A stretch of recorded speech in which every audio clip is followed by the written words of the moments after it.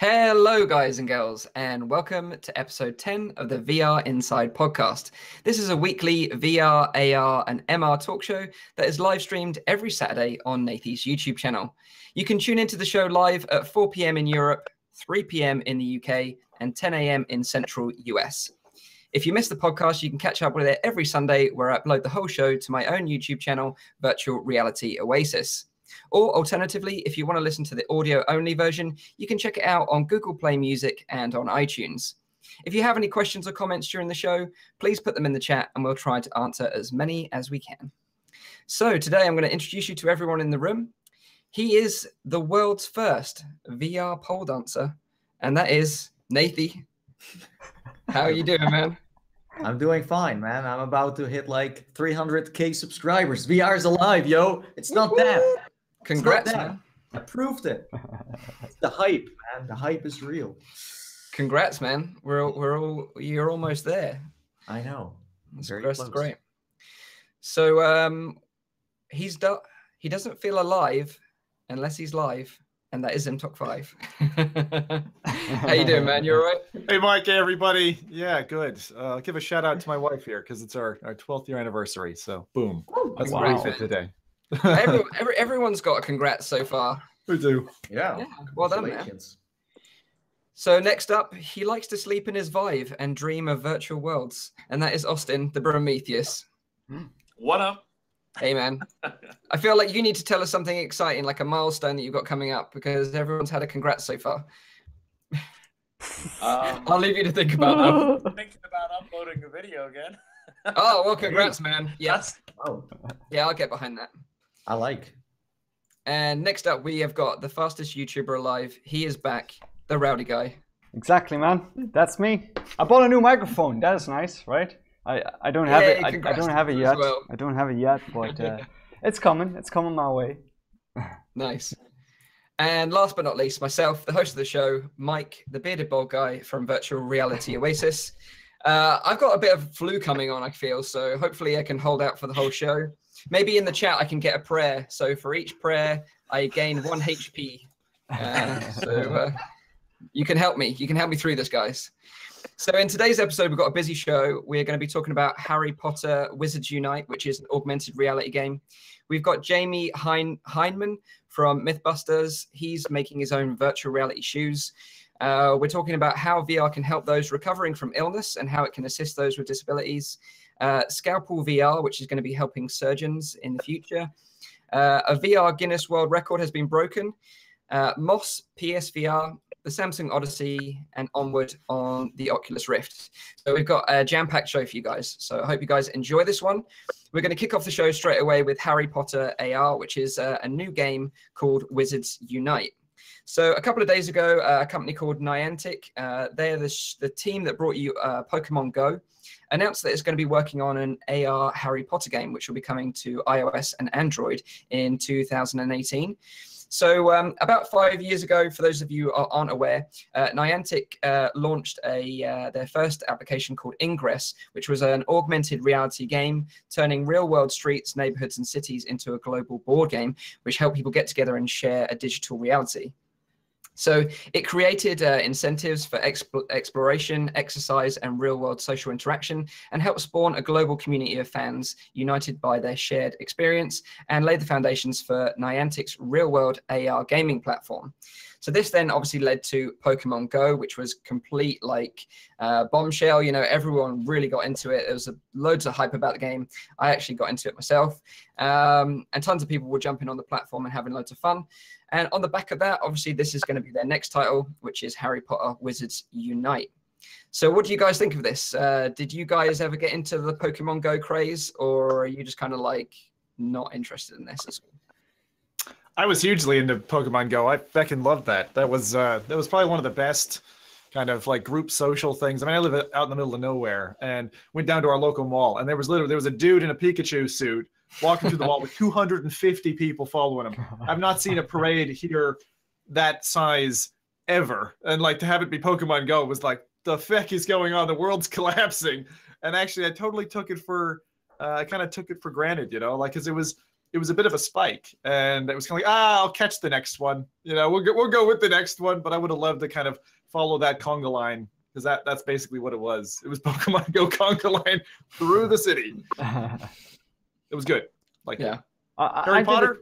I don't know. Yeah, I kind of got into like Pokemon Go for like a little while, but for me it got boring pretty quickly. It was like in the beginning, like it was new and exciting, but then after that it kind of got like a little bit repetitive for me. So I kind of like lost interest after like, I don't know, like a month or something.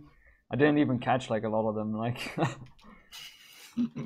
what was did any of you? Which was the favorite Pokemon that you guys caught? Do you have like a standout one? Yes, Lapras. I've caught this high-level Lapras out of what was it? One of the eggs or something that you can hatch. So first 10-kilometer egg was a Lapras, and then I trained that up and like sat it down at my local gym, and then got totally decimated by some like 6-year-olds. But other than that, but that's the other thing. Like, it was a really nicely social, and I love the social aspect of VR, AR, all these technologies. Like, we made friends with people who were just out and about sitting at a stop. It's like, hey, you doing this too? Okay, who are you? And you get to know them. So now, like, walking down the street, you get to know those people, the other Pokemon Go X players. Yeah, a bit like Rowdy. Like, I kind of got into it within the first month, and then was kind of obsessed with it for a little while. And then a bit like you, I'd go down to my like local park, and there was tons of people out there like hanging out all the time. And then you get chatting to people, and it's just like a geeks reunited sort of social event almost, And then people start losing their stuff when a really rare one pops up, and then you see like the whole park run to the other side of the park where this like rare Pokemon has just spawned, and everyone's trying to catch it desperately. But yeah, like Pikachu was like the one that I really wanted, because he's like my favorite Pokemon.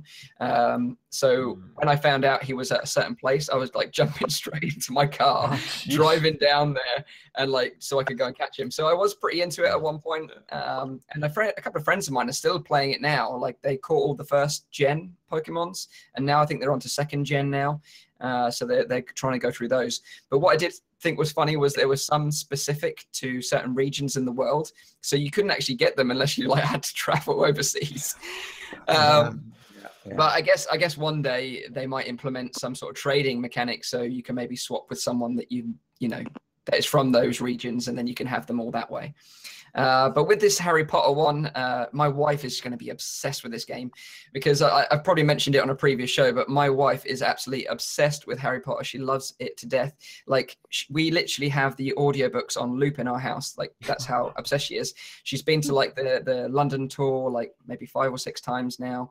And then when we went to Florida and we went to Disney, obviously they've got Harry Potter World there, so we spent a lot of time there.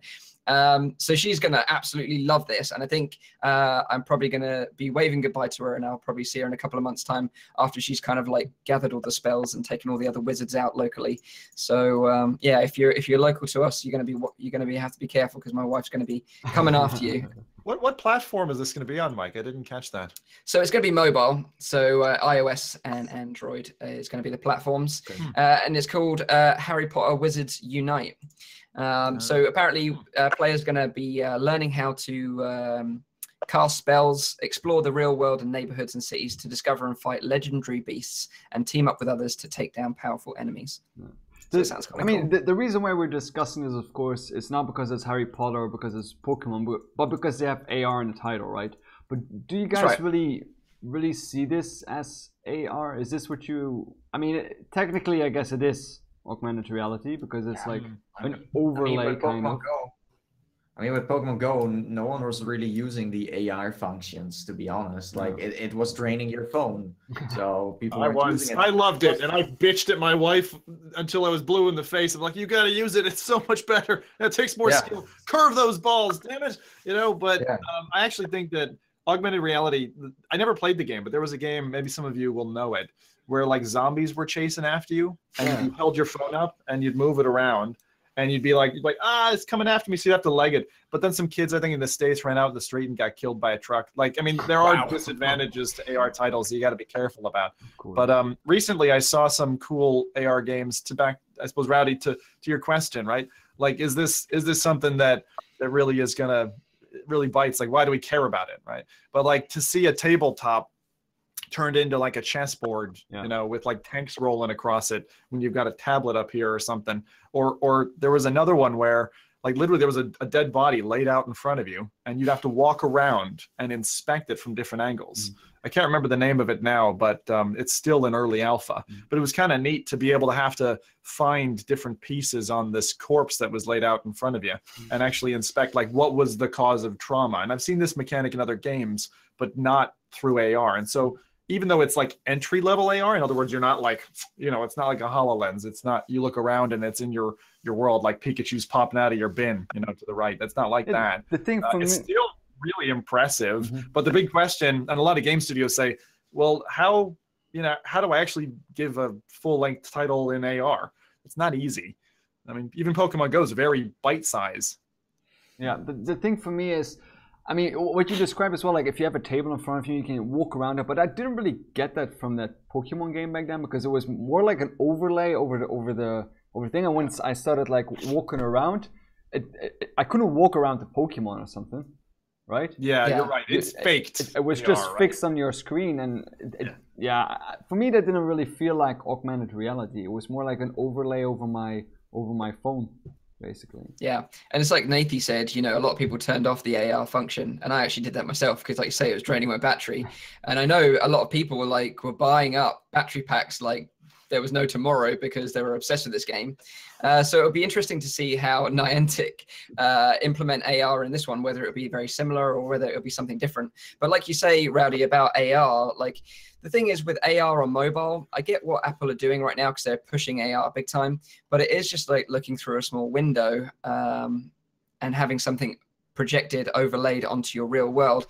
Until that kind of is right up in my face and a bit like HoloLens or, you know, something similar where I'm just naturally looking around and things are then augmented reality jumping up and down in my real world environment, then I'm not going to be that interested in it.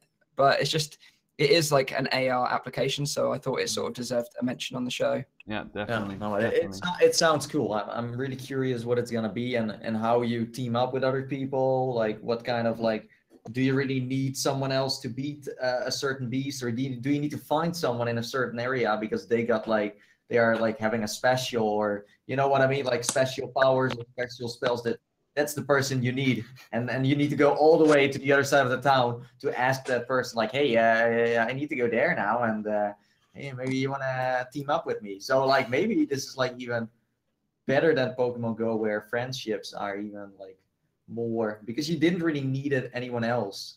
Yeah. You could ask for advice, but now you need to play with other people, otherwise you will not be able to win. That would be interesting, like especially like you say, they could use the houses almost as a team dynamic. So almost like you had to team up with other Slytherins or other Hufflepuffs to take down a certain creature together. Like that would actually be pretty cool. Sorry, I'm the like your wife and I are on opposite ends of the Harry Potter spectrum. I gotta say, you know, I've fallen asleep twice in that first film, and like I have never fallen asleep in another movie. Like that's the level. I didn't read the books either, but I did. You know, I appreciate what's there, and people have told me like read the books. Don't judge a book by its movie cover. Yeah, or play the Lego game of Harry Potter.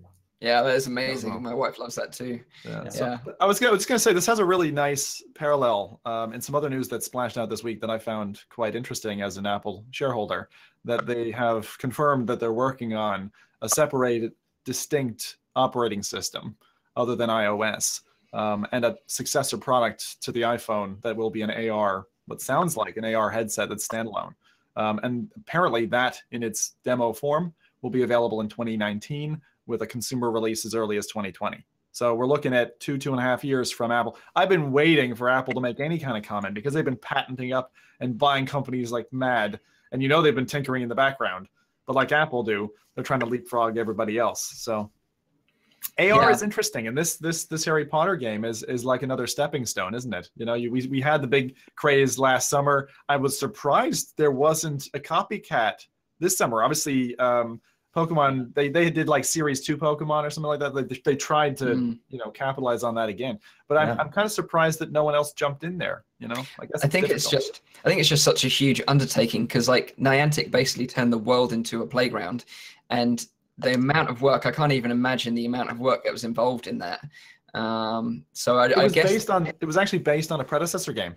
Right. Do you know the Google game? What was that called? Anyone else know what I'm talking about? Is it Ingress? Is that what you're Ingress. talking about? Yeah. So all the data Indeed. points and everything from Ingress, they basically just did copy paste, Yeah, and then just laid another game world over it, which was very smart. Yeah, Of course. yeah. But that's Yeah, so basically that'll what, be what they coming. did with the Pokemon games as well. The original Pokemon games, there were also like concepts that existed already for a long time before that. But they just used the franchise and made it more popular. Smart. Yeah.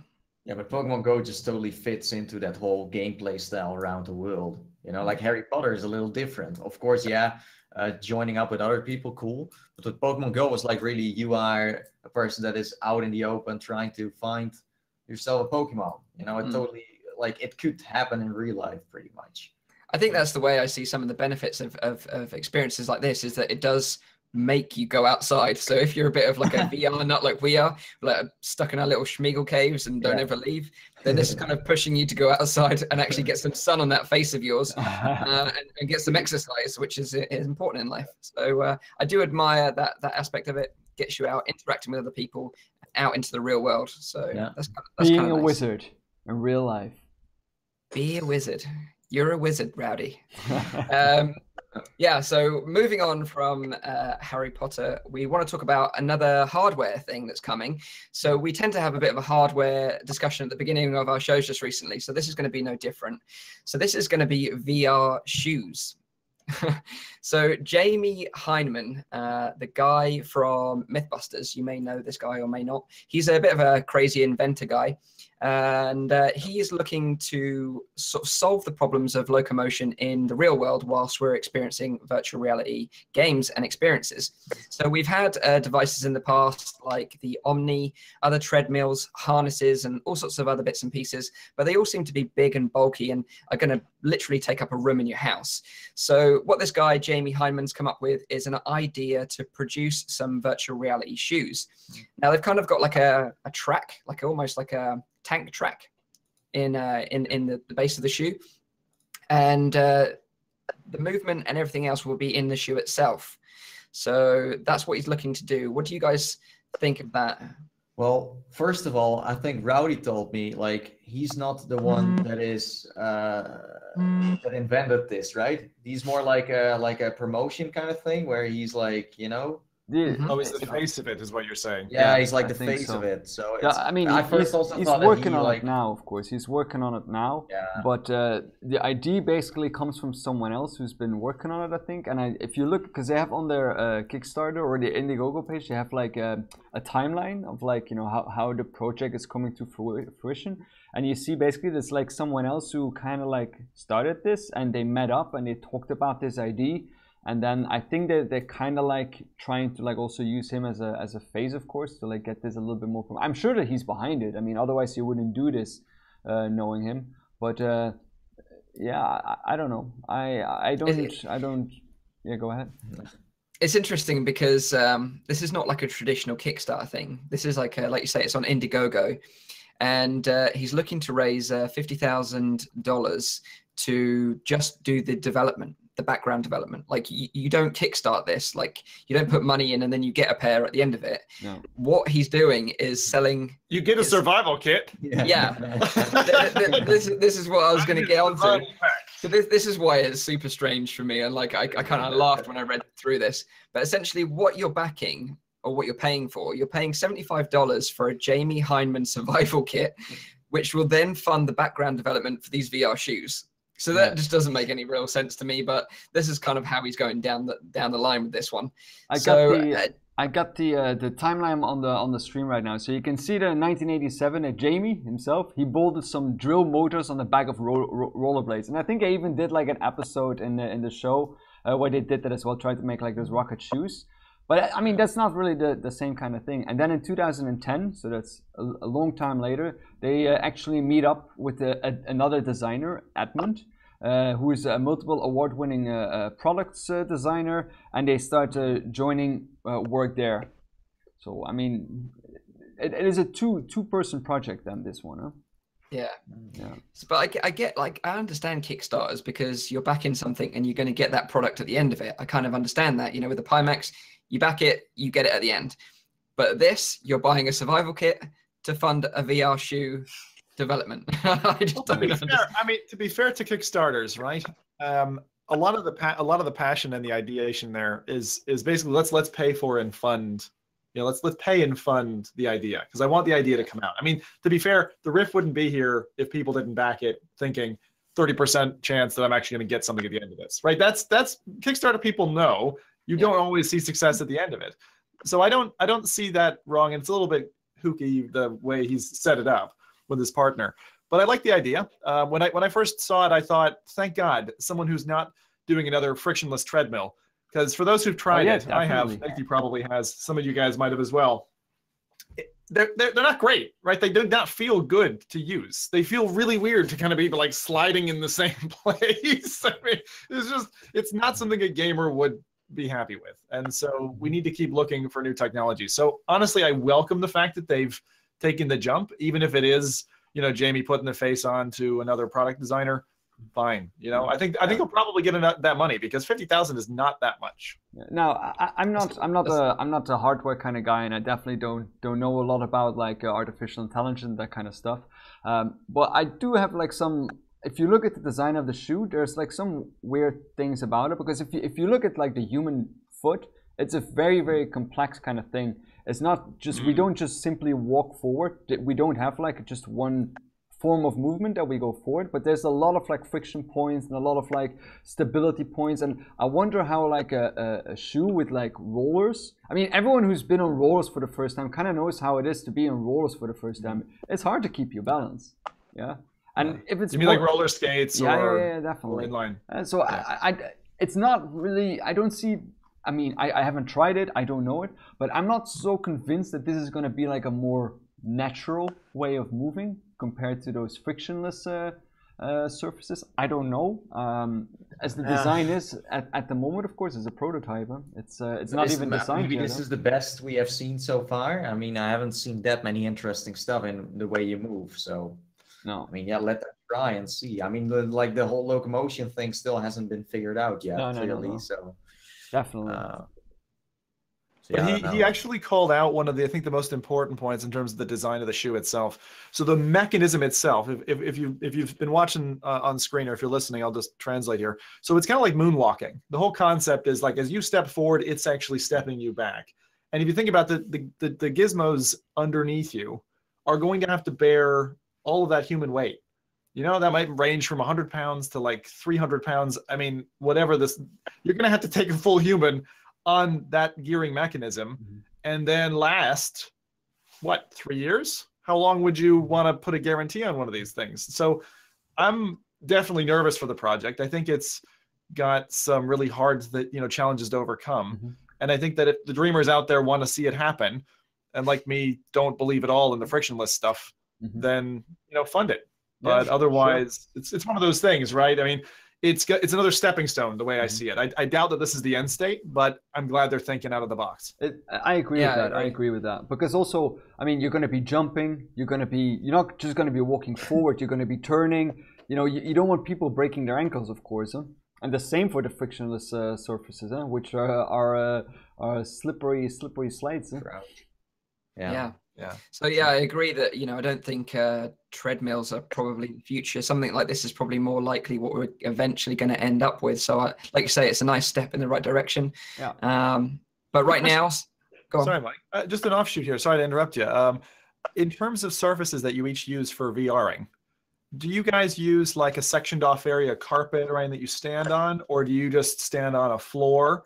I'm curious because I've kind of tried both. And for me, like having an area, like when you're demoing, like when we were demoing at Oculus Connect, stepping off of something kind of feels like falling off a cliff sometimes. And I don't know if that's a good or a bad thing, but I'm curious what your guys' opinions are of that and what you use at home.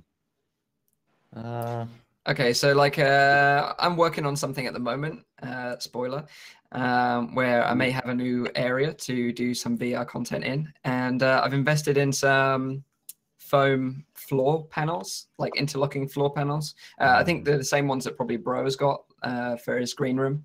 But yeah, like you said, they're probably about an inch off the floor. So that's kind of my future way of doing it. But yeah, like you say, I did think in my mind when I was looking at it, stepping off this is going to feel very, very strange.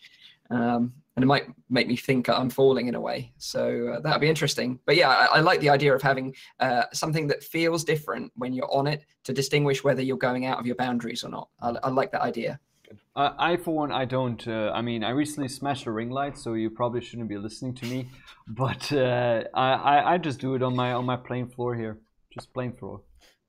Yeah, yeah. I think it depends. Like I've been using a rug for a while, but then I was like, yeah, I don't know about it. You know, it was for me, it was like for two reasons: for not stepping off it, also for not getting cold feet.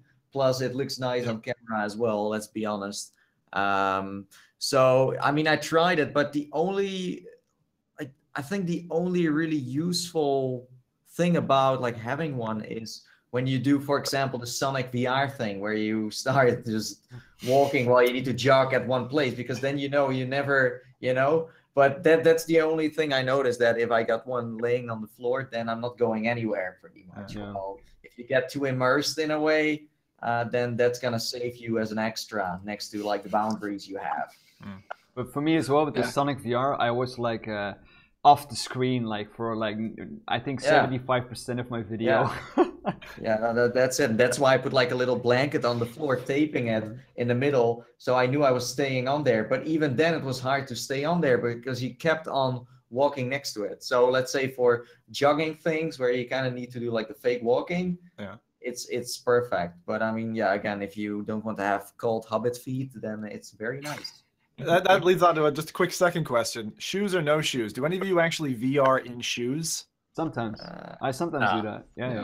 Never tried that. I find it's dangerous. Like you can wreck your equipment if you use shoes and you can't feel that cable that you just stepped on. Yeah, I agree. Yeah, I don't wear shoes. I do. I mean, it also depends, of course, on the game that I'm playing. If I'm playing something that is more standing, then I probably won't. I won't take off my shoes. Of course, if I'm gonna be like playing something like, I don't know, like Onward or Pavlov or something where I'm gonna be like, doing a lot more movements and turning around and that kind of stuff, I'll probably take off my shoes. I mostly do it on socks anyway. Yeah. Right, cool. So there we have it. What about you, bro? Like, you've got those like foam padded floor tiles, right? Yeah, I use the foam pads, and I don't know. I like being able to feel if I step off of it, because then I'll know, like, all right, I'm getting too close to this side or whatever. So I'd say, other than the fact that it's a green screen, the one thing that I really like is being able to locate myself a little bit better, because you can't always like just trust where you instinctually think you are, Yeah, that's right. And you actually smashed your ring light, did you say, Rowdy? Yeah, I did it. It was really, I almost smashed everything: the camera, the ring light. How? Tell us how. What were you doing? I mean, a lot of people have been asking me to finish Lone Echo, and I've been slacking on that part a little bit because I haven't been able, because there's so many games coming out, I want to show so much stuff. So I was like, oh, let me just like boot up Lone Echo real quick, and I started the game and I was playing, but I didn't do my setup as properly as I normally do it. Like, I made sure my table is far back enough. I make sure that the camera is out of my reach. So I was like, it'll be fine. It's only Lone Echo, It's not like I'm like, playing like a crazy game. But like what you do in Lone Echo is you grab a lot of things. And all of a sudden there was this thing like flying by, and I was like, swoop, and I felt me hitting something, and I was like, what was that? And I took off my headset and I saw my camera go like, and I managed to catch my camera still. It's still switched off, but I mean, I managed to catch it. But my ring light went like off the table, and it just like sparks was everywhere, and it was over and done with. Wow. Yeah. Do you have that recording, Rowdy? Because I would want to see that. Actually, I cut that part out. Oh man. You need to do this on a blooper. The thing is, like, you see my camera go like, and then it's like blackness. Yeah, but you'd be surprised because like my wife convinced me a few times to kind of take clips, actually my more popular stuff, when it's been accidents like that. Like I was in selfie tennis in my room, and I've got a naked bulb hanging, and it's the nasty kind. So as I was like serving higher, and then clocked it, and it smashed. I mean, glass went everywhere in my room. And this is the stuff with like the lead inside it, so you're supposed to air the space out for like 3 days. I was finding little bits of this around my room for easily 3 months after. I mean, I often played like multiplayer games with Nathie when I was in the beginning of my YouTube channel, and I had this like big chandelier above me. There's still like videos of me like playing Goron and stuff like that, and you just see me like hitting it like, and it was, you can see almost every video it started to like go like lower and lower because I even smacked it out of its joints of the ceiling. Yeah, VR is deadly. That is hilarious. Yeah. So you got to be careful, and maybe these shoes will help, maybe they won't, but Exactly. who knows? We'll find out. If you want to back this project and get yourself a Jamie Hyneman survival kit, you know, if the end of the world happens, you got to be prepared, right? So you get a space blanket, a first aid kit, a flask, duct tape, multi-tool, torch, and more importantly, an axe. So all this comes in a lovely box for the low price of $75, and you can back the development of these VR shoes by buying one of these survival kits. So we're not quite there yet where you've got like a giant hamster ball in a room. That's kind of what I want. That's a big what I want. giant hamster ball that I can just run all day all on, go to my little pipette of water and then jump back in my ball. There's something else that's really cool is where you have like those you've probably seen them all, like those robots where you can like you need to step in and they give like feedback to your feet. So you can like walk upstairs and it feels like you're walking upstairs. You haven't seen that, Zim? No, I've not seen that. So is it like a boot? No, it's like a full, like it's like a suit basically that you're in. Like it's like like it's Avatar, fully, like you're fully like going into motorized. like a Goliath or something and clunking in. And... Yeah, it costs like probably like I don't know, like $1 million or something, and it only works with like 2 games or whatever. But yeah, it looks really cool. I don't even think it's been fully developed. Probably the technology isn't there fully, but that looks really cool. Yeah. I'll look up a picture for you. Handle this another time because there's also a cycling one where you can cycle in VR and there's an app and it goes connected. So there's a few of these like channeled specific controller with a game, and then usually the software side is quite weak. I mean, I would even categorize something like Farpoint with the PSVR aim controller in that category, but being one of the stronger offerings, you know. But like when you need to spend quite a bit on the hardware to then reap the kind of software benefit. I see that Road to VR did a featuring on it. It's called the Axon VR Haptic Exoskeleton. Wow. Yeah. That is crazy. That is crazy. How much is that thing going to cost? It's going to cost tens of thousands, right? I have no idea. I have absolutely no idea. Isn't like Hardlight VR the one that is kind of like going into the consumer market now? Because I did see them backing a few boxes already to people. I'm not sure who those people are and what they like, what their jobs are, but I don't know. I have the feeling that we are getting close to like simple like suits you can wear in a way. Like, agree. I'll go into it. I'll do one. I don't know about you guys, but I'm all for tactile. I mean, I have as much tactile as I can possibly get my hands on. It really does enhance the VR experience. Yeah, having read the book Ready Player One, you know, you really sort of dream of that fully haptic suiting up and jumping into your immersion rig and getting into the Oasis. But yeah, so moving on now to how VR can help those recovering from illness and how it can assist those with disabilities. Now, this is like a really interesting topic. And, you know, we normally talk about games, but I just kind of wanted to touch on like how VR can help other industries because there's so many other industries that are adopting VR right now. So I watched a short documentary by University Libraries called Walking with Reality. I'd definitely go and check it out. It's only like 5 minutes long, but it's a really touching story about a guy called Evan, who's a musical major at the University of Nevada. Now, Evan is confined to a wheelchair, and he has this friend at the university called Harry. And Harry kind of is kind of a bit of a free spirit kind of guy, and he likes to go to this annual festival called Burning Man. Now, you may or may not have heard of Burning Man, but it's like an annual festival that happens in Black Rock City, which is in Nevada. And it's the kind of place where you can be a free spirit and people kind of accept you for who you are rather than what you have. So it's kind of like this really nice vibe going on there. Oh. So Harry would go to these festivals every year and come back and tell Evan. Obviously, Evan's like a musical major, so he's very interested in this kind of world. And because he's confined to a wheelchair, it wouldn't stop him from going to it just because he's in a wheelchair, but he also suffers from asthma.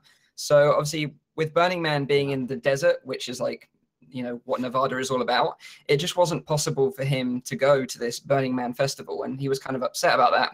So his buddy Harry, with the help of a friend, Michelle, made it possible for Evan to experience Burning Man by recording a 360 video from the festival and play it back to Evan wearing a HTC Vive.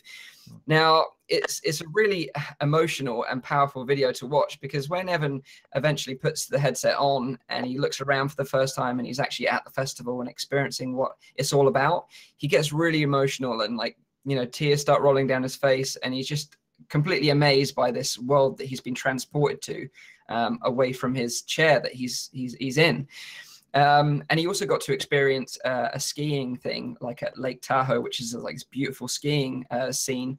And he remembered a memory of when he was a younger child and was able to ski back then. And again, just like really powerful, emotional scene when he's like really amazed by the power of VR.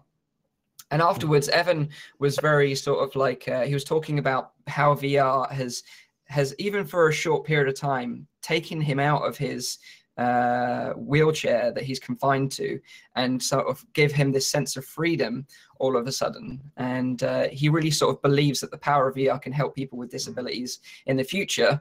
And it was really, really touching and a really cool little documentary to watch. So I definitely recommend going and checking it out. And I'll say what it's called again. It was made by University Libraries, was the channel that you can check it out on. And the actual documentary title is called Walking with Reality. But what do you guys think of this, you know, VR being used for people that are confined to wheelchairs or recovering illnesses or disabilities? Because I think it's got some great potential there. Yeah, I'm also like really quickly in between, I'm showing like the video for the stream to see. So then maybe we can get some input from the chat on that as well, to see the possibilities of VR outside of gaming. But yeah, I mean, you guys all know like what my kind of field is in like the real world, let's say. I mean, I am a neuroscientist, and I work a lot with this kind of stuff, and also in conferences we see that VR is being used like a tremendous amount. But the potential of it is huge. I mean, it can be not only for people with like physical and mental disabilities, but also for like people who have like some kind of traumatic disorders, post-traumatic stress disorder, anxiety. There's so many possibilities for VR to have a very, very strong place in, for people with obsessive compulsive disorder, to have like that kind of technology. I can see that being used in like hospitals in a very, very short time, and in psychological centers, psychiatry, prisons. There's so many possibilities for this kind of technology outside of the world of gaming. Yeah, absolutely, 100%. I mean, one of my first, back in 2014, one of my first social engagements was with Elite Dangerous, and we connected with a dude who was living in Colorado, veteran, you know, PTSD sufferer. And he said, guys, like, I'm a bit, he knew he was a bit socially cut off, right? Mm-hmm. But he was like, I got this headset. I fucking hate the people around me, right? My world sucks, right? And he said, but I can step in here and connect with people I like, you know, and that's everything to me. Like, that was, and to me, that message hit home, like you, a little bit rowdy. So my first kind of professional job was as a hospital porter. So I was involved with a lot of traumatic stuff in that environment, watching people, you know, go for amputations, watching sick kids, watching people die. You know, I used to shelve bodies and things like that. Kind of an exciting job. But the applicability to that in hospital environments, it makes me mad that people don't have it yet. Because when you see this emergent technology and it's out there, and someone's stuck in a hospital, hundreds of thousands of people are stuck in a hospital right now, don't have access to this technology, and it could help immensely. Yeah.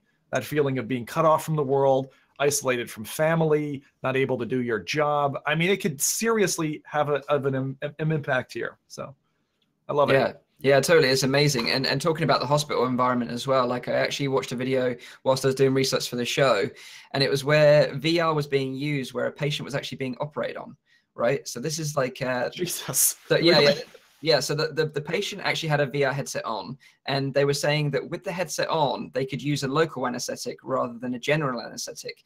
So the difference obviously is with a local, you know, you're still conscious at the time of the operation, but a general anesthetic, you're completely unconscious, so you don't know what's going on, because there's risks involved in using a general anesthetic. So they were saying that there was less risk involved when they used a local one, and then put the patient in a VR headset, so they were kind of immersed in another world and not thinking about what was actually happening to them, that they could conduct the operation in a safer way with less risk involved. And I thought that was pretty interesting as well. Yeah. It's quite exciting. And also, actually, from like, if you look at it from like the other side, I mean, people, especially because I work a lot with like psychological disorders and psychiatric disorders, to have people who are completely healthy experience what it's like, in a way, to be autistic, to be deaf, to be blind, to be having tunnel vision, to be having PTSD. These are depression. These are all things that you can now simulate in a VR world to make people more understand what it's like that some people are experiencing on a daily basis. So also in terms of like increasing awareness, I think that VR is a very, very strong feature. Yeah, that's incredible. I never considered it that way. You know, being able to open someone else's eyes up, you know, to what it is like to experience something like that. Yeah, that's really interesting.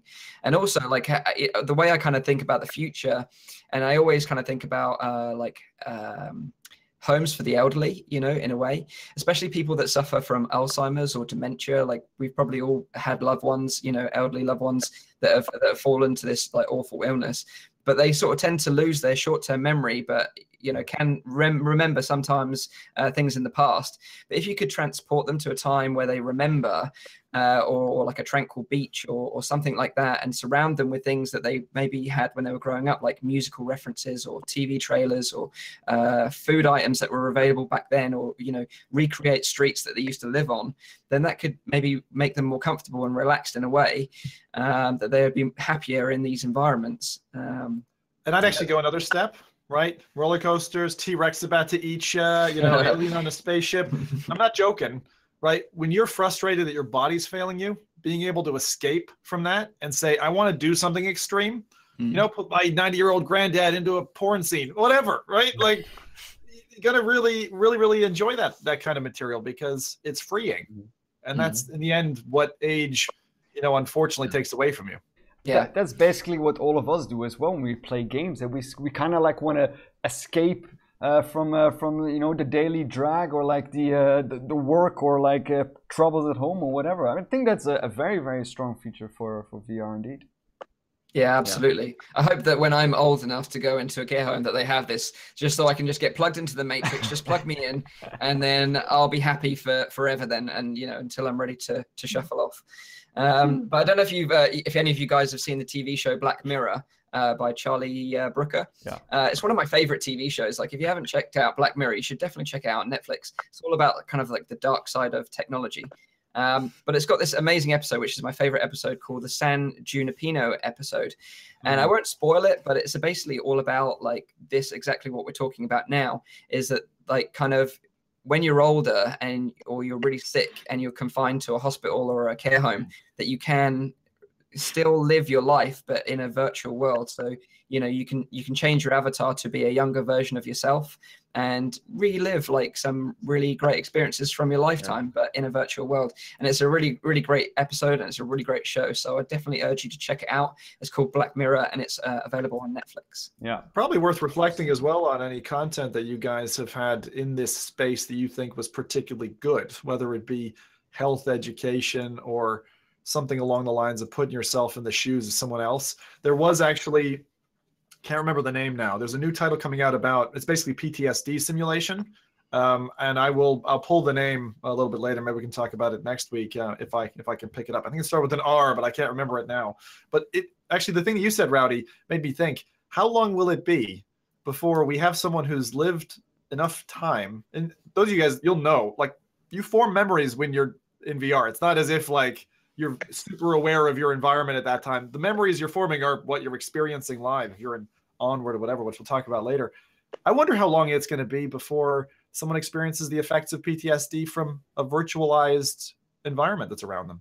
Yeah, so that'll happen at some point. Definitely. I mean, the more realistic it gets, you know, the more troubles it will bring as well. But I still think that the amount of benefit outweighs any kind of. I mean, I still don't think that's it's the same thing to be shooting someone in a virtual world than it is to be shooting someone in the real world.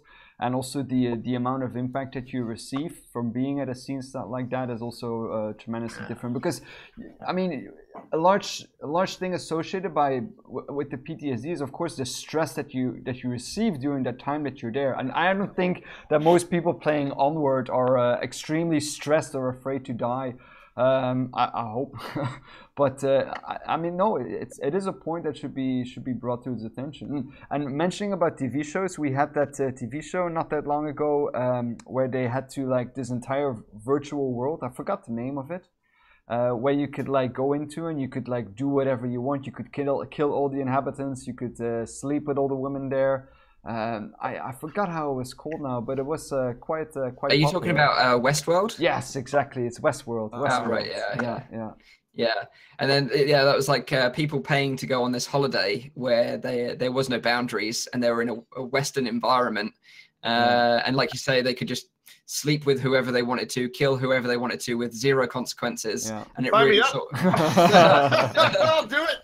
But it really showed off like the dark side of people's nature. You know, all of a sudden, because they've got all this freedom and no consequences, well, they really tap into their dark side of their personalities, and it comes out. Well, I mean, it's a very interesting show. I mean, technically, we all do. I mean, the most fun thing about playing a game together is killing each other and shooting each other in the face in a way. You know, it's kind of like, I don't know. It's humans are weird.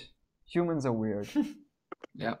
Yeah. But I think that like one of the reasons why VR healthcare isn't like something happening that much yet is because my brother has been doing some research on this. So let's say if you got like a serious psychological problem, then you can't just like, if you build an app for those people, you can't test them on those people. First of all, that's not going to happen, because then you never know what the effect is going to be. So you need to, first of all, like have something on paper, think about it, test.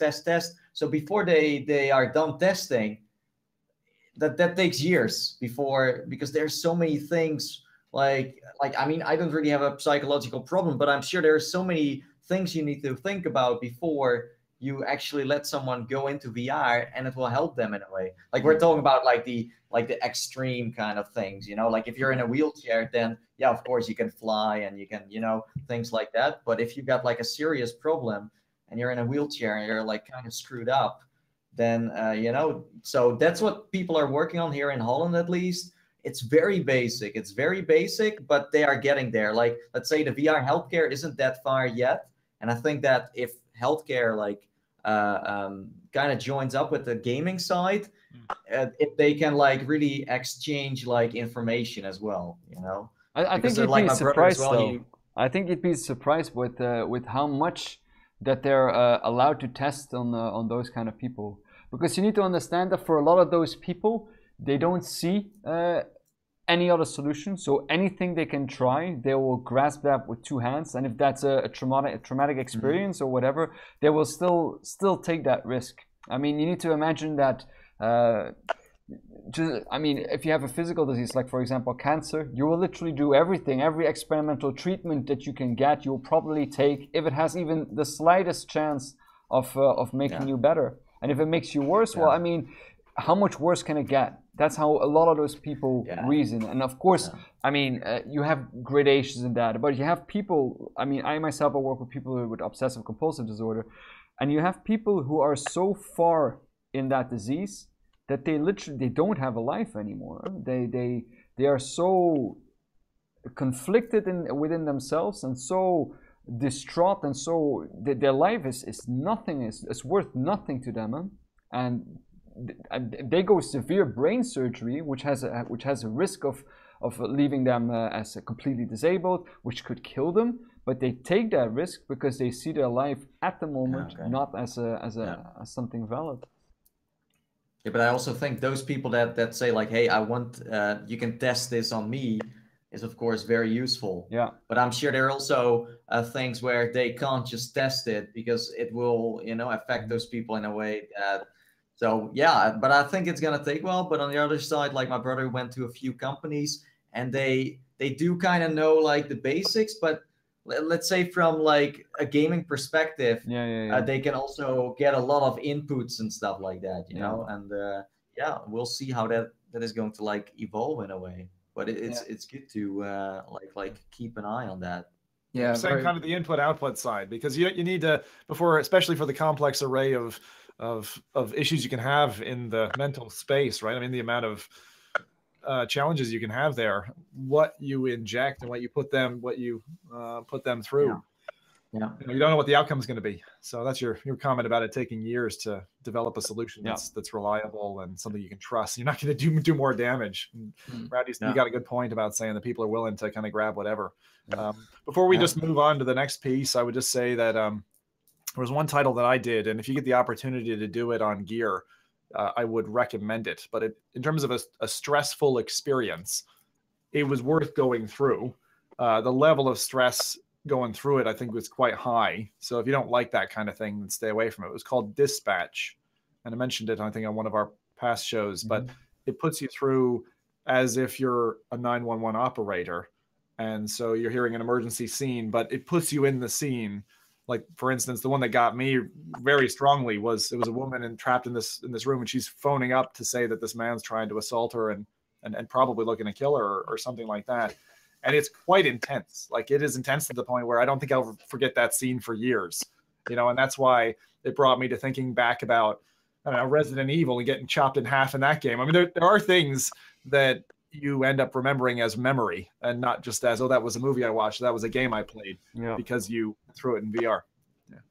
Yeah, I'll have to check that Dispatch one out. That sounds quite interesting. Is that on Steam or is that? So that is Gear VR only. Gear VR. Which is why I said, because usually the Gear VR platform I find to be very restricted in terms of what it can do and the evocation of feeling and emotion in you.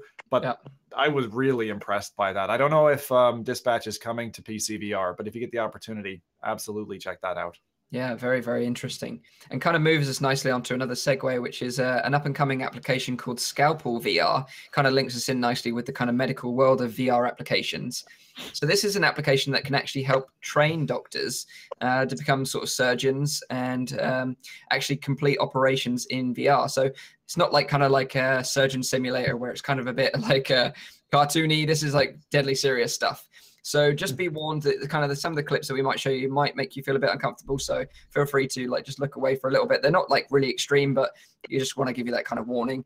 For audio listeners, it's kind of like a little video showing the mechanics of this kind of application. And it's a guy working on a dead mouse. So there you go. But basically, Scalpel VR is developed by a guy called Kay. He's a postdoc. What was that? It's a rat. It's a rat. Oh, okay. Sorry, not a mouse. It's a rat. But this guy, Kay, is a postdoc researcher at the Imperial College of London's Department of Surgery and Cancer. So this guy is like seriously legit. And this app is for the Oculus Rift, HTC Vive, and Windows mixed reality headsets. And Scalpel VR allows you to take the scalpel in hand and attempt to make accurate incisions into flesh.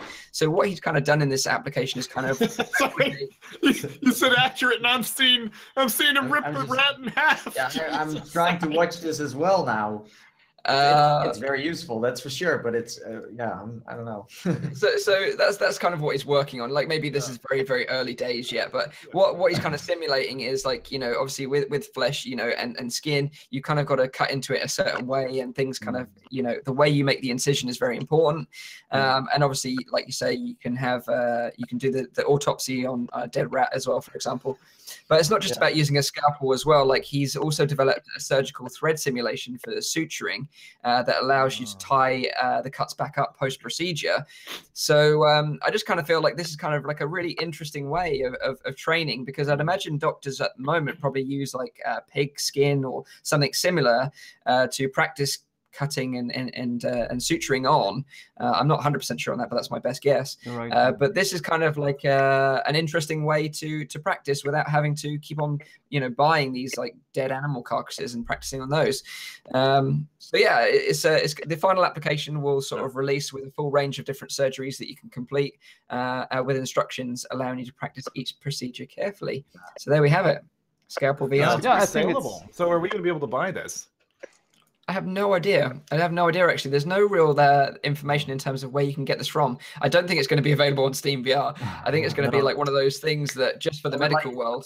I mean, imagine if NVIDIA, for example, like lets their industrial like video cards and stuff like that just do the thing, then you got like really nice physics-based stuff you can do, you know. So this is like, I watched the video. It's kind of, well, I mean, it's not my cup of tea, but it looked kind of basic. But I think that this can be very, very cool because I mean, computers are really smart nowadays. So yeah, but also like I think getting feedback from new controllers, like future controllers, is gonna help a lot as well. Like if you don't really get the feedback, like I think that if I would have like a rat, I'm not going to go into details, don't worry. But if I would have like a little knife thing, then you feel like a little bit of a farce too, right? When you do that. So I hope that's also gonna like, this is kind of basic, but you know what I mean? Yeah. I think this is gonna whet the palate of insurance providers. This ties back to something I said a couple of weeks ago when we were talking about driving and virtualized driving. So the same thing is true in the medical industry, like lawsuits and people dying on the table is a huge deal for doctors these days. I mean, you can spend 10 years, you know, and then one patient dies and boom, there goes your ability to operate.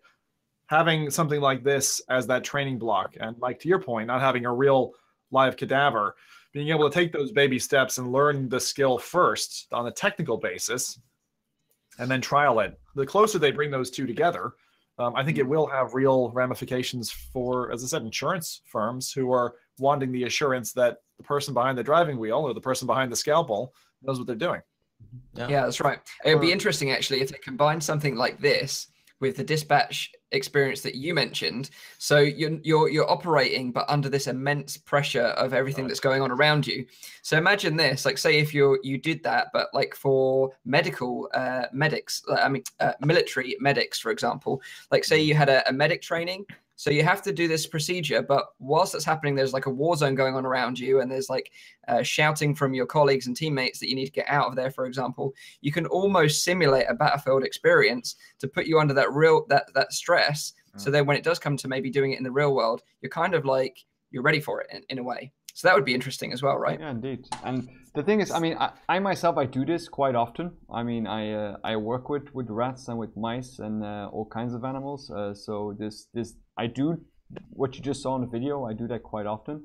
But the thing is, a lot of that is tactile force, tactile feedback, like Nathie said as well. And I think this is a great first step to get like people a little bit more comfortable with the fact that they're going to be cutting open a live rat or a dead rat for that matter, depending on the research that you're doing, I guess. But the thing is that you will never be able, well, I'll never say never, of course, but within the coming years won't be able to like replace like the real thing. You will still need to get that real tactile feedback. Every rat is a bit different, but as a first step, learning how to do this, knowing, you know, where is what located, for example. If you need to get the liver out or you need to get whatever out, then it is nice to get that in a more visual way than just from a textbook, I think.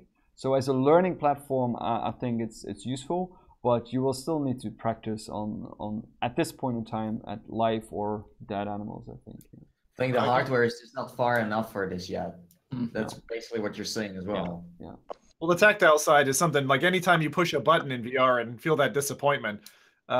Actually, what I've found has been successful, just to touch on it really quickly, is where I think, like I saw Rec Room, some of their recent GUI changes are that if it's a depressible button, in other words, you're pressing it, but it's not like touch it here.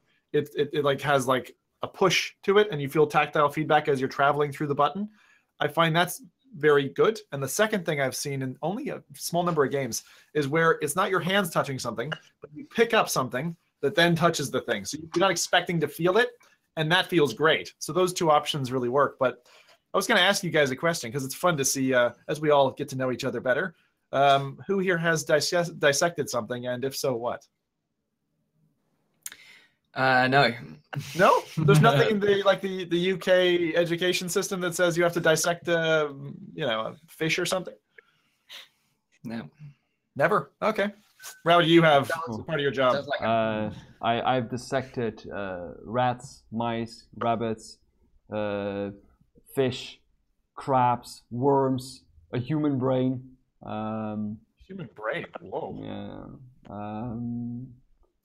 Chicken. That's nasty. That's so nasty. Chicken. Jesus, because there was like, I never had to do it, thankfully, but my high school back in the States, like the senior project was you ended up, you graded up, you went worm, fish, you know, like that, and you ended up with a cow at the end, and you did a cow as a class or something like that. What about Nathie? Wow. What about where you are? No. Did you do anything like that? But I like as I said before, like over here they see it as a meme. Like you see all kinds of shows where they're like school kids in America and they have like the frog, you know, like the classic frog.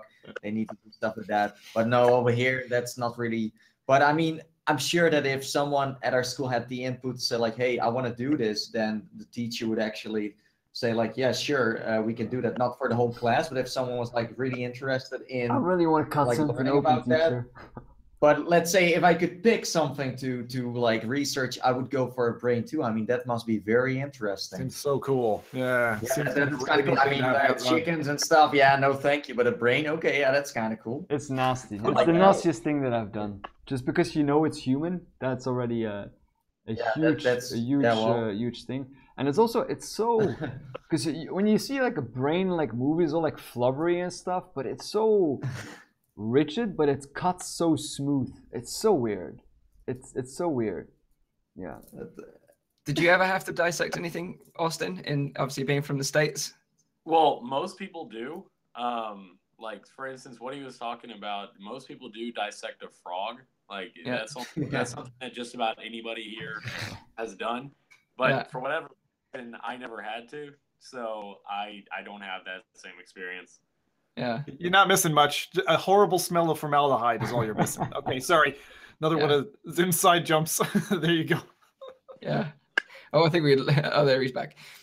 So yeah, I'd be interested in the chat what you guys think of this, and kind of I think we're kind of done with the kind of medical VR stuff now. You know, ending it on a bit of a gruesome note, but it is very, very interesting. We could talk about this for hours. Definitely. But I'd be interested to know what you guys think of this, and then we can kind of move on to some other topics and some games as well, because I'm sure that's probably what you guys are going to be interested in. Yep. So if you've got any comments or questions for Rowdy, being the brain surgeon that he is, then chuck them in the comments. We'd love to know. I was so worried that someone was going to come in and be like, does he work in a restaurant?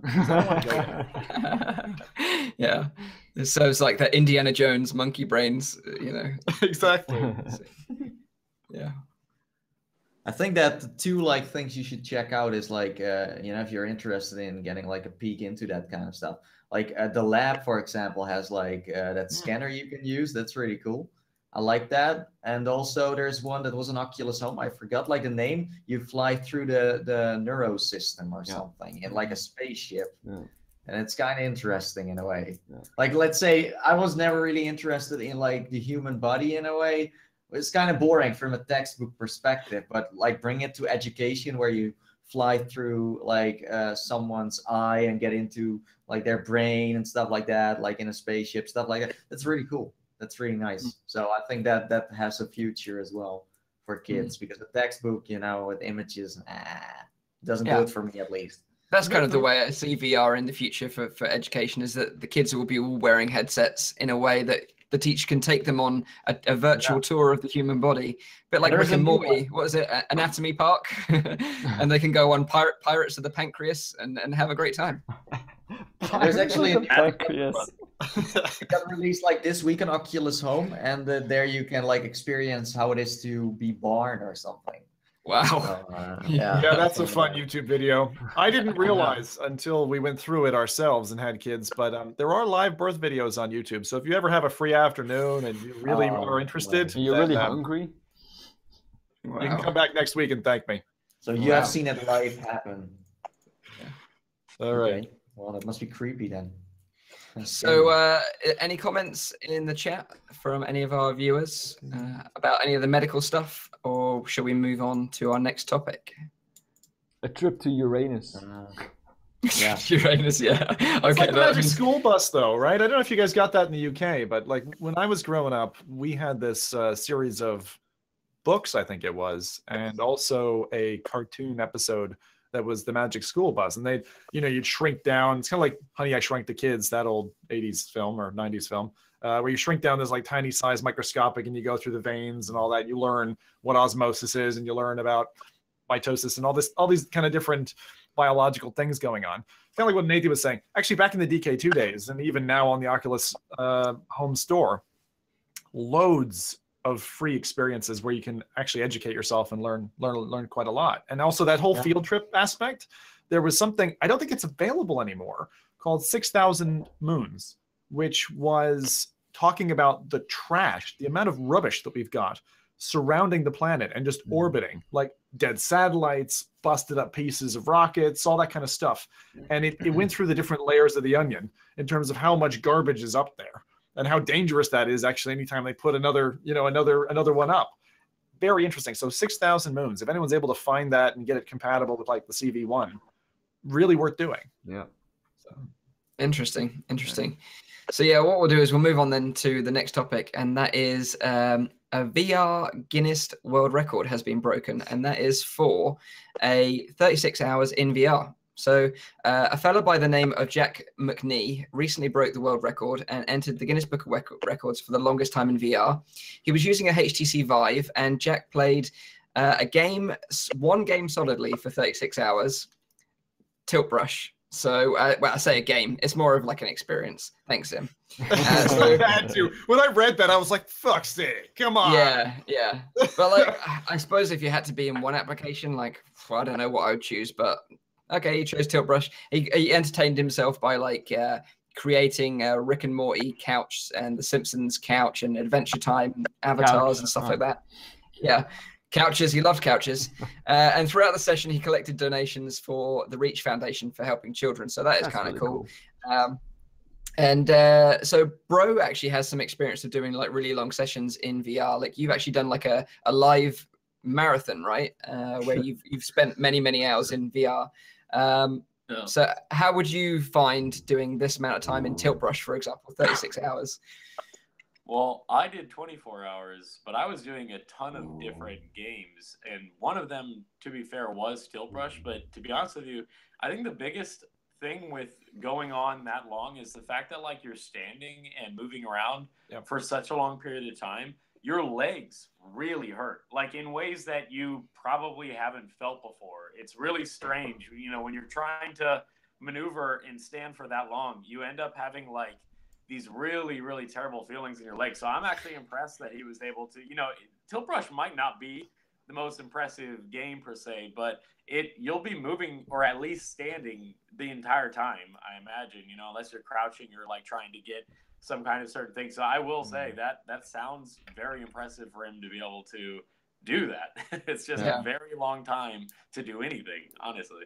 Yeah. I saw videos of people feeding him pizza. Like he didn't even take the headset off for food, which was pretty impressive. So I wonder if does anyone here fancy trying to break that record? Maybe. No. But wait, did he do it standing or did he do it sitting? Because I just looked up a picture and he's sitting in a chair. Sitting. So there was periods where you're sitting as well. So I don't think it's required that you stand. As long as you're in the headset for 36 hours, I don't think it really matters. Okay. I want to know how he did the bathroom breaks, because I haven't looked into it in that much depth, but I'm really curious. Like, did someone have his Vive cable as he jaunts over to a toilet and people are like, don't watch me, guys? Let's say the old school bucket. That's what they did as far as I know. So, yeah. Yeah, because actually claiming that you've been in, like Bro, right? Bro will say, I did a marathon for 24 hours. I suspect you had like a water break or, you did come out in and out and you're going through all those titles. I did 16. That's the most I've ever done. I did that twice. And 16 for me was like my tangible limit. So even doing a day in it, that's rough. But I think gaming for that long, even if you're sitting down playing Counter-Strike, like that's not easy without falling asleep in the chair. So I also think that it's dangerous, trying to push those boundaries. You can die. You can actually just die. And there are gamers who have died. Even at like what you think, like 32 hours, that's not too bad. People can die, right? In that period, because you are stressing your body, you're stressing your heart. Be careful, right? If you're going to really push that stuff, know what you're doing.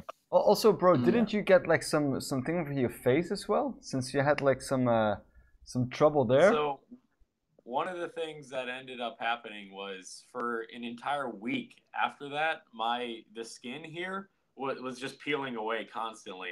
Basically, what I tried to do, because I had a feeling this would happen, is I was constantly applying moisturizer to my face. but it didn't matter. It made no difference. Yeah, it was really bad, honestly. It's so bad. Wow, that is legit, man. So, like, just a fun question then for you guys. Like, if you had to choose one application that you would spend like 36 hours in, what would it be? Dread Halls.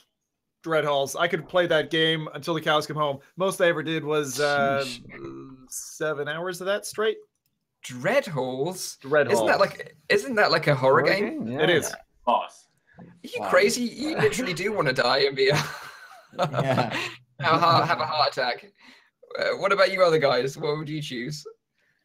Like what I think, like, first I was like, maybe I want to challenge myself doing this, but like I will die on stream, I'm sure. I'm one of those persons that is like lucky enough to like, I will be famous though if I die in VR.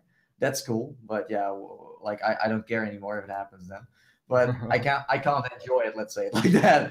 But the thing that I would be interested in is like, I go to sleep with a VR headset on, okay? I I keep it on, and then when I wake up in like a social app where people are like standing around and like, hey, what are you doing? You know, and then you wake up in some kind of like universe with random people. You're like, well, good morning. You know, like I just woke up in like a forest with weird people. Fun stuff. So that's what I would love to do. Sounds cool, actually. Like wake up in like a world where multiplayer people are just hanging around. Yeah. I like that. I think Cool. for me it would be like, I don't know, like some of the upcoming games, maybe like, I don't know, like Skyrim, Fallout, something that can pique my interest for long enough. That would be very nice, like role play that, like legit, Rowdy, where you just, you know, you camp at one stuck spot in the where apocalypse and yeah, man, and then you hear ghouls while you're sleeping, and then you need to like wake up because you grab your gun. Yeah, man. Yeah, that would be cool. Like you say, if you set up a little campsite where it's quiet, but you know, you left the headset on and actually did go to sleep, and then like you say the ghouls are coming to attack you, you have to wake up and attack them. That'd be hilarious. What's your answer to that, Mike? I don't know, like probably. Well, I really want to play from Other Suns right now, so that would be my choice because I just really want to play that game, and I haven't had time this week to play that game. So yeah, I'm desperate to play it. So I guess right now that would be my choice because I think it's got a lot of, you know, there's a lot of variety in it with this procedurally generated levels, and so it wouldn't be so repetitive. But we'll see. Like I haven't actually tried it yet, so we'll see. Bro, do you still have that picture? Because if you can send it to me, then I'll show it to the stream as well. Of your flaky face. Oh, I'm sure I have a picture somewhere in my phone. I'm just not sure where it would be, and I'd have to like scroll through to try and find it. Okay, Yeah. Cool. Yeah. So none of you guys fancy breaking this record then? Nah. No. Anyone in the chat reckon they can do this? It'd be interesting to see if anyone reckons they can top this one in the chat. There's always some brave people out there that are like, yeah, I could smash this. But yeah, maybe we could get that guy on the show one day as a guest and talk to him about his experiences. That might be quite interesting as a guest on the show. Definitely. This kind of raises the bar, doesn't it? There's going to be someone who tries now to, because like let me VR in different places, like VR under the sea, VR on the moon, VR jumping from, who was that German fella who jumped from like the edge of space? You remember his name? Blaukamp, was it, or something like that? Blaukamp? Blomkamp, yeah, whatever his name was, like, you know, VR helmet from like, I don't know. People are going to try crazy things now because the second one person has their name in the Guinness World Record book, other people are like, I want to get in there. Yeah, it would be nice to be in there. Oldest VR user ever. Yeah. So while the chat is chatting away, I'll move on to the next topic, which is Moss on the PSVR. So this is a cool game for the PSVR, and the PSVR obviously recently updated. They kind of reiterated their version of the PSVR in a way, so you kind of got this new version of it, and it ships with a new demo disc full of experiences you can try. It sort of has great titles on there like Valkyrie, Job Simulator, Raw Data, Thumper, all on this demo disc, so you can check out the demos and figure out if you want to buy these full titles or not. But you can also download this demo disc for free on the PlayStation Store. So if you've got a PSVR, I'd urge you to go and download that now, because also on the disc is Moss, and it's quite an interesting game. You play a little mouse, unless Rowdy's going to correct me again and say he's a rat, but I think he's a mouse. But it's a PlayStation exclusive, where I think the mouse's name is Quill. I think that's his name. And looking at the trailer, it kind of reminds me of Kronos in a way, because it's third-person view. I think Zim has checked this game out before a show. Is that right? Yeah, that's right. So I tried it at EGX this year, and I think your comparison to Kronos is quite on point. You're a little bit closer to the character. Quill appears, like a pipsqueak, like that size or so on, in the environment, and you're kind of jumping around, and then the camera changes position every so often. So it's kind of fixed scene, get from point A to point B, and then the scenes change. So very much like Kronos in that way. And the thing that stood out to me about Moss, first the character that's designed and the animations, really solid. Just there, you can tell this has been on like demo floors for like the last 2 years. So it is a solid game. They have polished those animations down, and the sound design and the landscapes were really, really impressive. The lighting for me was the thing that probably gripped me the most. So I'm curious about playing a game that's maybe a bit more polished than like a Lucky's Tale. That is a platformer that takes you from one place to another. But the character design, the way he battles, the way when you fight like a scarab or something, and the decompartmentalization of the enemy as they fall apart, those are all really nice positives. We'll see what does it deliver in terms of length. But I think in terms of performance on any of the platforms it's launching on, it'll be one to watch for sure. So that demo disc is something I'll be playing tomorrow live, and I think it's going to be fun to run through it again, at home instead of on a show floor. Yeah, definitely. Yeah, it's one of those titles that I don't often get jealous really of some of the exclusives from PlayStation. Like obviously Resident Evil 7 was a big one, right? But this is kind of one of those ones that really has me like jealous, because it looks like such a nice, chilled out, tranquil game in a way, very different from everything else I've been playing right now, kind of frantic shooters. It'd be kind of nice just to relax a little bit and play something like this. But I'm not sure. I haven't played it, but I've watched some gameplay of it before. It's like, it's not only you are like, let's say Lucky Steel, for example, got like a touch support. So you were just standing there controlling the character, but you weren't a part of the game. Well, as far as I know, this one, you're some kind of ghost person that can interact a bit as well. And you can also help the maybe Quill out a bit. I'm not sure if that's possible, but you can see like the reflection of yourself in the water, for example. You can see like little glowing like move controllers. So yeah, I don't know if you know more about that, Zim, but yeah, when you're playing, there are things you have to do with the environment to help them along. So if I'm remembering correctly, I think you showed it on the reel there. There was like almost like a bird cage central housing with these doors, these panels that would open, and what you had to do was rotate it and then open the panels or get Quill across to a gearing mechanism that would open or close. So there's kind of like a puzzle / platformy element to the game. And I think that's what you're referring to, Nathie, is the kind of interactivity that you have where you're helping your little character dude come through. But he actually looks like, initially you look at him and you're like, oh, he's a cutesy little mouse. He actually seems a little bit badass when he's fighting enemies and stuff. Like, he's got a cool little sword, I like this. I like his character straight off the bat. So definitely positive. I'm kind of curious to see what's the length of the game going to be, because I think that people online are going to have a reaction to that. If it's like an 8-hour game, I think the reaction will be positive. If it's a 2-hour game, I think it'll be less positive. So this one actually uses the motion controllers, or like a PS4 controller, or both? Ooh, I don't remember what I used, to be honest, Mike. Yeah. No, that'd be interesting. I think it uses both. You have options for both, I think. Sorry, I must have played it with a DualShock controller, because the first time I touched Move controllers was here about a week ago. I mean, in the end, like PlayStation is the only one that has like a tracked gamepad too. So in the end, you're doing the same as with a Move. It's just you need to be a little more creative with 2 hands, but in the end, it's the same kind of trick. That's true. Yeah, it's kind of cool. By the way, like no one really talks about that, but like you get a freaking tracked gamepad. With a PlayStation VR, that's really handy. Yeah. But it's also janky as hell, though, Nathie. I mean, that's right. When you move a single light around a scene in VR, I mean, yes, you can play this way, and like Rush of Blood is playable with just a gamepad, where you have 2 guns and they're movable like this with the analog sticks, and you move this around to kind of point where you're looking. But the tracking, if you've come from PCVR, notably different. I'd say like a 40% drop off. It's also a little bit about like good game design, I think, because I think like Static, for example, the tracking in that is it's so smart how they've done that with the trackpad. I think that's so smart how they did that. Static is a game that people need to know about if they've got a PSVR. It doesn't have a huge name.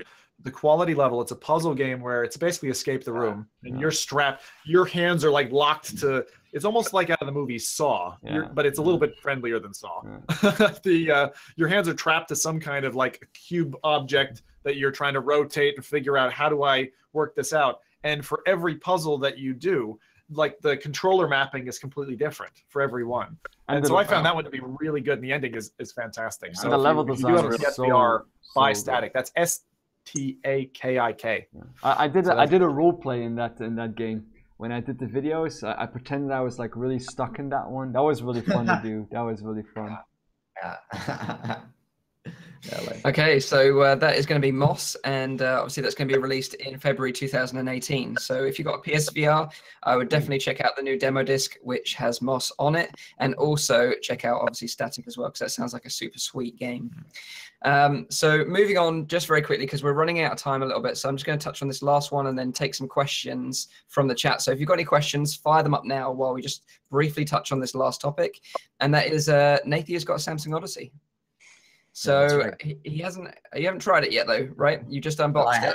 I haven't had time. Like I unboxed it, I checked it out, what's in there, but I haven't really tried it yet. But I can show it. Here it is. It's not available in Europe, so it's kind of hard to get one. But if you really want to have one, you can import one. But interesting about it is that it has a microphone. The other ones don't have a microphone, and it has headphones too. Now, I'm not sure how they sound, of course, and I'm not sure how well the microphone works, but it's there. So that's really interesting. And for the rest, kind of like the same. It's a different design, but it works the same. And it's got a manual IPD adjuster, right? Is it like a little knob somewhere, or? I think it's this one. Oh, yeah, okay. Yeah. So you can adjust basically the lens spacing to suit your own eyes. Oh, yeah, we can see that. Yeah, that's nice. Nathie, what was the physical form factor piece that you were talking about? The back head strap that looks a little bit PSVR-y on the back. So maybe you could could you put it on actually for a second, just so we can see it? Sure, I can put it on. Because it looks very much like a PSVR in terms of its actual form factor. Yeah, I was thinking the same. Yeah, it does. But the PSVR does have a very good design, I think, in terms of comfort. But does this flip up? Does it actually have the ability to flip the lens up? Because I think that's one. It doesn't. No, it's the only one that doesn't. No. Well, that's what you don't get then. Yeah. So there we have it. We have the Nathie confirmed in Samsung Odyssey. And where is this? This is the most expensive of the headsets, or am I wrong? Yeah, it's the most expensive Windows mixed reality headset, and like Nathie said, it's the only one that isn't actually available in Europe. You have to import one from the States if you want one. But as we've discussed Windows mixed reality before, it's the one with the highest specs in a way. It's got the biggest resolution out of the others. It's got the same field of view as the top end Windows mixed reality headsets, but it's the only one with built-in audio and mic, which was one of my biggest criticisms of the rest of the Windows mixed reality headsets. So I'll be really interested to see how you get on with this one over the next week or so, Nathie, when you got a chance to check it out. Yeah. So wait, you've imported it. So if you end up wanting to return it, that's going to be a little challenging. Well, I mean, usually for research, I don't return anything. But like if I would return it, or there would be something wrong with it, then yes. But funny enough, I will be getting another one. So if there's something wrong with this one, then it's funny that I imported one, and then a few days later, I got an email from Altspace saying like, "Hey, do you want one for our app?" So I was like, "How is it gonna work?" Because Mike had one, and it had no microphone. So we were like, "How is that even gonna work?" Well, there you go. It has a microphone. So that's why they were just waiting for this one to come out. I can also show the box if you guys want. I mean, I'm not sure that's sure, go for it. Let me just get it for a second then. Sure. And while we're waiting for Nathie to grab the box, is there any sort of questions in the chat? Maybe any questions for Nathie anyone want to see anything specifically about the Samsung Odyssey? He won't necessarily be able to hear us now because he's out of his headset, but they were asking when his review's coming, which I would imagine on Nathie timescales is probably sometime this week. Yeah.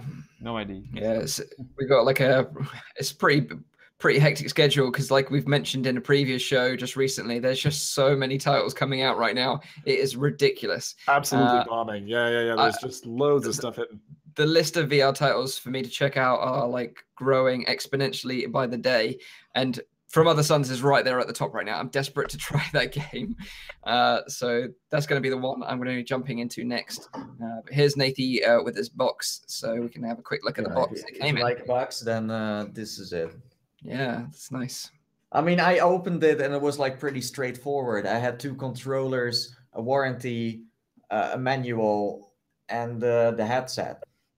It's interesting, though, that it just says HMD Odyssey and it doesn't mention mixed reality on it. The box, does it in any way? Yeah, that's odd, isn't it? Not that I know. Yeah, because the Dell one that I had and the other ones that I saw all kind of used the mixed reality branding in a way to kind of advertise it on the box. So maybe it's interesting that Samsung dropped that. But also, I don't think the manual didn't say anything about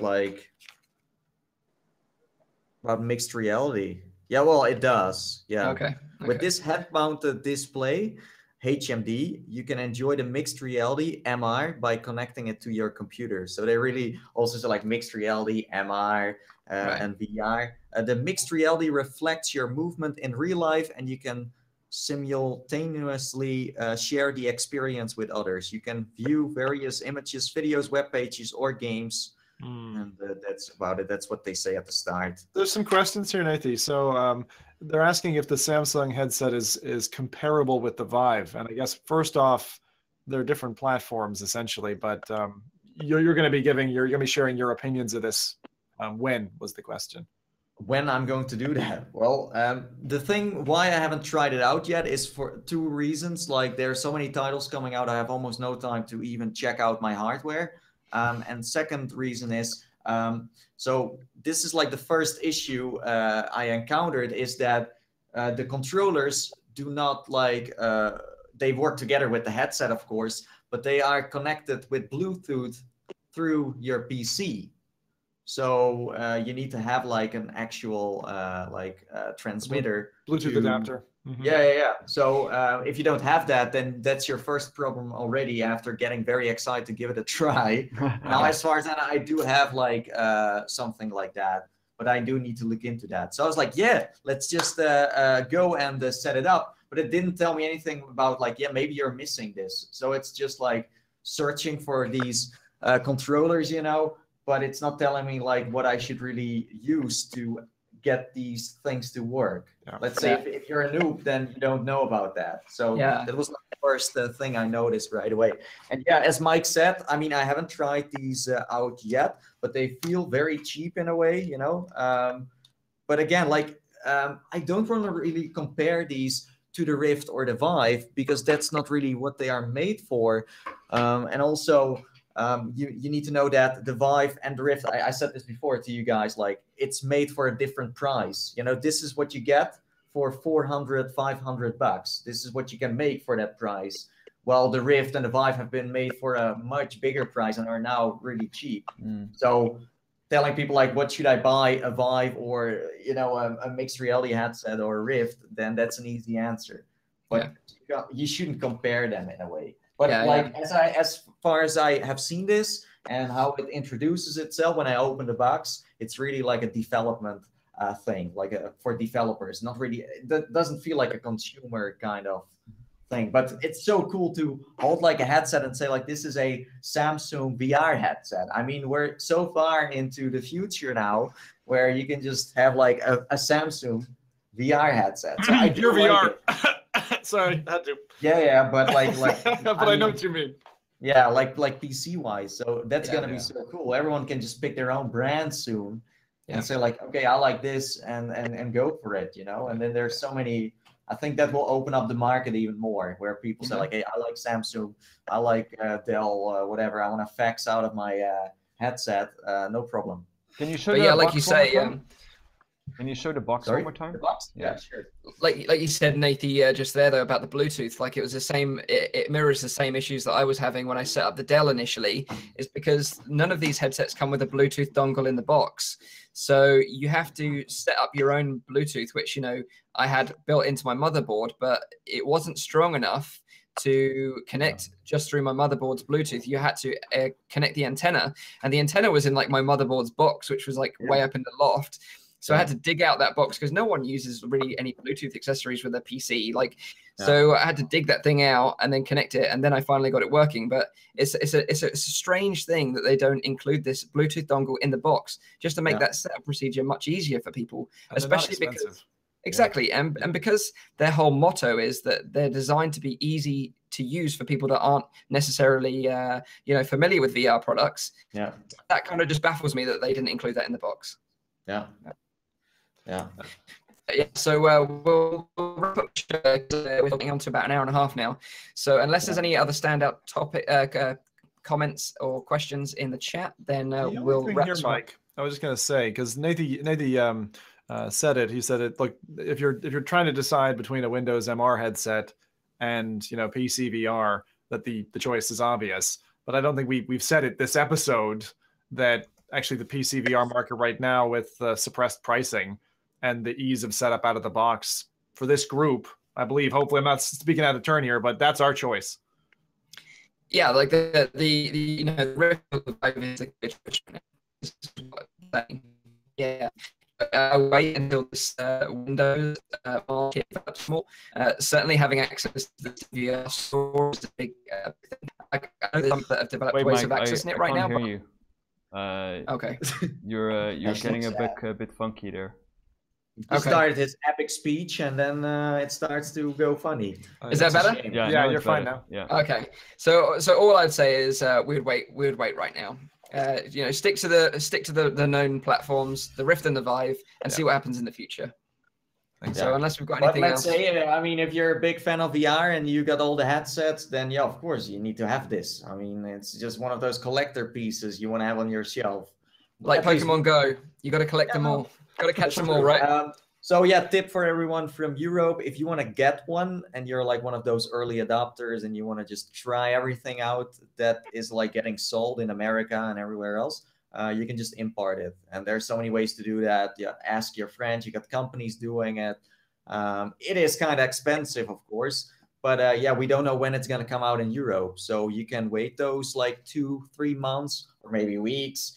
I don't know. That's the risk of like being a VR fan, So, but it's cool to have it here. I mean, it looks nice. I like the design at least. So, yeah. Nice one. Okay, guys, so we're going to wrap it up. So like I said at the very beginning, this is a weekly AR, VR, and MR talk show that is live streamed every Saturday on Nathie's YouTube channel. You can tune into the show live at 4 p.m. in Europe, 3 p.m. in the UK, and 10 a.m. in Central US. If you missed the podcast, you can catch up with it every Sunday, where I upload the whole video to my own YouTube channel, Virtual Reality Oasis, or alternatively, you can check out the audio-only version, which is available on Google Play Music or on iTunes. So thanks again for joining us. We're having a ton of fun making this show, so I hope you guys are enjoying it too, and we'll see you next week. Thanks, guys. Cheers. Bye-bye. See ya. Bye.